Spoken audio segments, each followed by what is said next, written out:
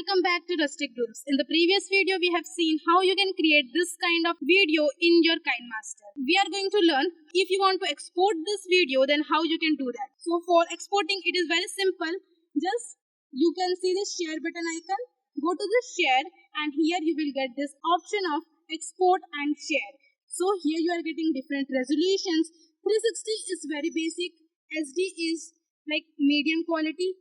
HD version, as we all know, it will be of good quality, and full HD will be the best quality that you should always render your video with. So here we are getting frame rates. So frames are basically number of photos that are showing per second. So here 12 frame, it means 12 number of photos will be shown per second, means in 1 second 12 number of photos will be shown.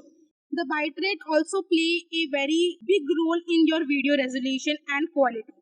So here it is written very clearly that it is based on video resolution.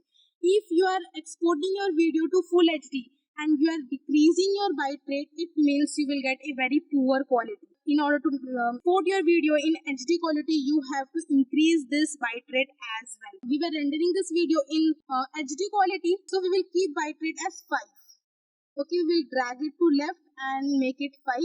It is up to you how much you want, and if you don't have any idea with this quality and exporting system, you can follow my system. Then we will click to this export. So it is exporting now. If you don't want to export, you can just cancel it.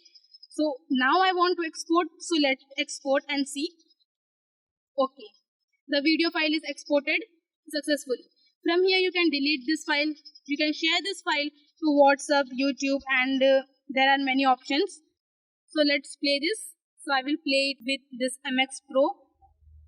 So you can see we have got a very good quality video.